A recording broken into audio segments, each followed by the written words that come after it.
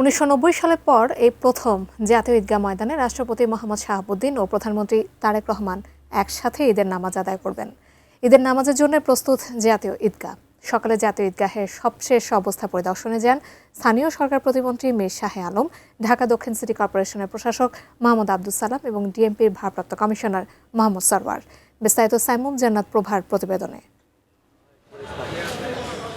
ঈদের প্রধান জামাতের জন্য জাতীয় ঈদগাহে চলছে শেষ মুহূর্তের প্রস্তুতি।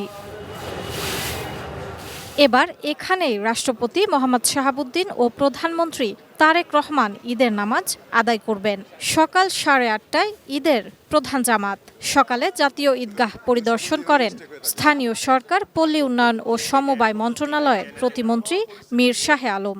নামাজ অনুষ্ঠিত হবে সকাল 8:30টায়।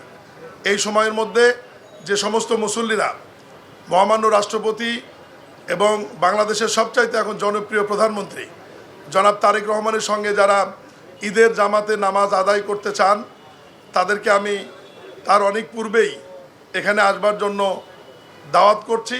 জাতীয় ঈদগাহে নারী সহ 40,000 মানুষ নামাজ আদায় করতে পারবেন। কোয়ালিটি সম্পন্ন আন্তর্জাতিক মানের still bar CSRM, committed for better still.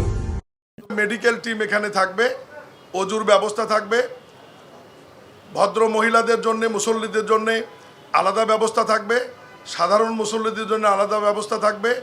পুরুষ এবং মহিলা মিলে সব সহ কম বেশি প্রায় 40,000 মুসল্লিদের এখানে নামাজের ব্যবস্থা থাকবে। ঈদ জামাতের নিরাপত্তা নিশ্চিত করতে জাতীয় ঈদগাহে কয়েক স্তরে নিরাপত্তা ব্যবস্থা নেওয়া হয়েছে। জাতীয় ঈদগাহ এবং এর আশেপাশের এলাকায় সিসি ক্যামেরা, তল্লাশির ব্যবস্থা, বিশেষ নিরাপত্তা বাহিনী, ওয়াচ টাওয়ার, ফায়ার সার্ভিস ও ইমার্জেন্সি মেডিকেল টিমের ব্যবস্থা রাখা হয়েছে। ঈদগাহ ময়দানে আসার প্রধান 3টি রাস্তার প্রবেশ মুখে রোড ব্যারিকেড থাকবে, যাতে অন্যান্য গাড়ি এই ঈদগাহ ময়দানের আশেপাশের রাস্তায় না আসে। সাইমুম জান্নাত প্রভা, ATN নিউজ, ঢাকা।